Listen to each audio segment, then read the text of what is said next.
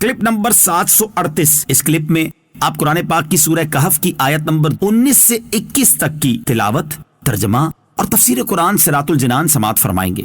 بسم اللہ الرحمن الرحیم۔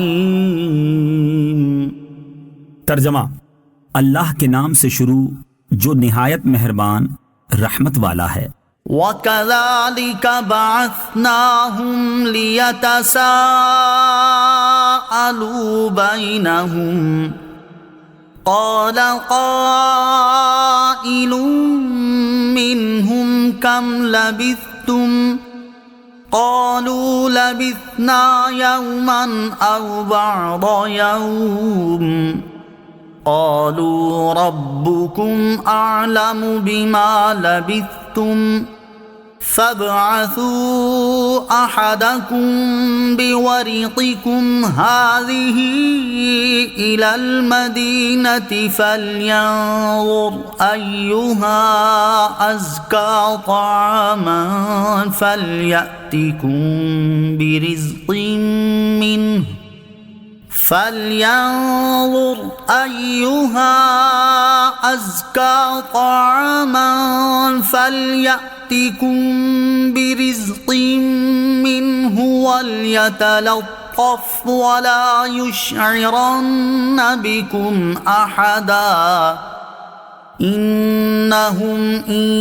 يَظْهَرُوا عَلَيْكُمْ يَرْجُمُوكُمْ أَوْ يُعِيدُوكُمْ فِي مِلَّتِهِمْ وَلَن تُفْلِحُوا إِذًا أَبَدًا۔ ترجمہ: اور ویسا ہی ہم نے انہیں جگایا تاکہ آپس میں ایک دوسرے سے حالات پوچھیں۔ ان میں سے ایک کہنے والے نے کہا، تم یہاں کتنی دیر رہے ہو؟ چند افراد نے کہا کہ ہم ایک دن رہے ہیں یا ایک دن سے کچھ کم وقت۔ دوسروں نے کہا، تمہارا رب خوب جانتا ہے جتنا تم ٹھہرے ہو، تو اپنے میں سے ایک کو یہ چاندی دے کر شہر کی طرف بھیجو تاکہ وہ دیکھیں کہ وہاں کون سا کھانا زیادہ عمدہ ہے، پھر تمہارے پاس اسی میں سے کوئی کھانا لے آئے، اور اسے چاہیے کہ نرمی سے کام لے اور ہرگز کسی کو تمہاری اطلاع نہ دے۔ بے شک اگر انہوں نے تمہیں جان لیا تو تمہیں پتھر ماریں گے یا تمہیں اپنے دین میں پھیر لیں گے، اور اگر ایسا ہوا تو پھر تم کبھی بھی فلاح نہ پاؤ گے۔ وَكَذَلِكَ بَعَثْنَاهُمْ، اور یوں ہی ہم نے انہیں جگایا۔ تفسیر صراط الجنان میں ہے، یہاں سے اب بقیہ واقعے کی تفصیل بیان کی گئی ہے۔ تفسیرات کی روشنی میں آیت کا خلاصہ یوں ہے کہ فرمایا، جیسا ہم نے انہیں سلایا ویسا ہی ایک مدت دراز کے بعد ہم نے انہیں جگایا تاکہ آپس میں ایک دوسرے سے حالات پوچھیں اور اللہ تعالیٰ کی قدرت عظیمہ دیکھ کر ان کا یقین زیادہ ہو اور وہ اس کی نعمتوں کا شکر ادا کریں۔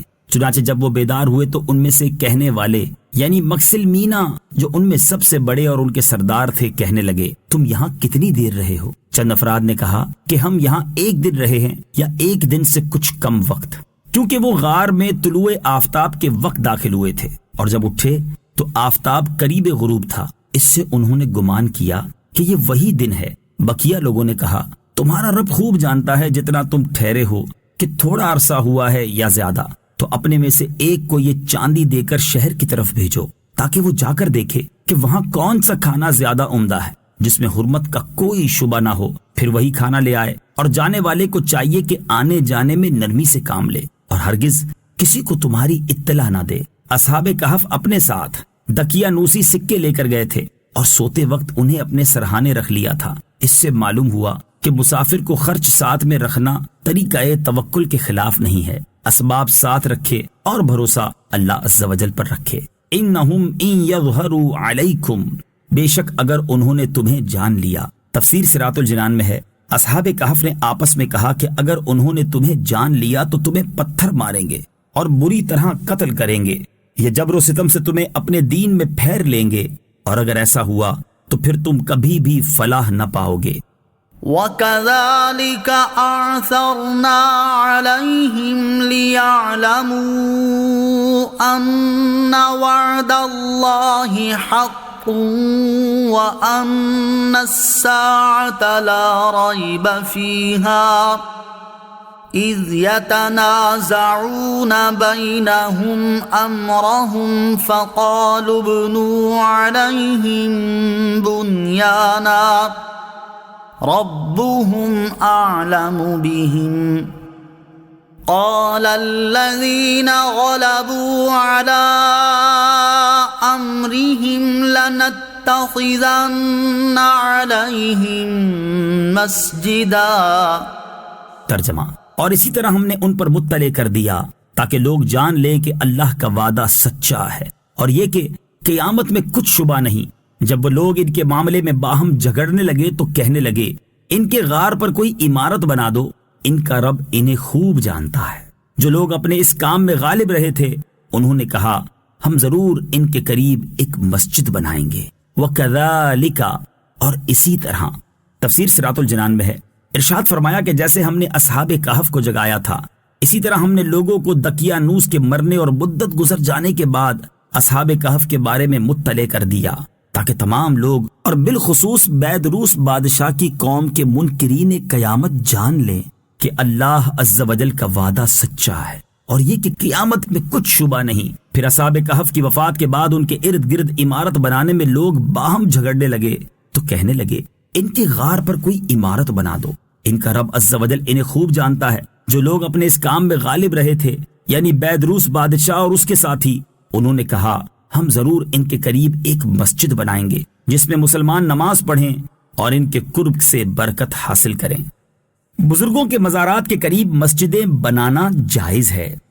اس سے معلوم ہوا کہ بزرگوں کے مزارات کے قریب مسجدیں بنانا اہل ایمان کا قدیم طریقہ ہے، اور قرآن کریم میں اس کا ذکر فرمانا اور اس کو منع نہ کرنا اس فعل کے درست ہونے کی قوی ترین دلیل ہے.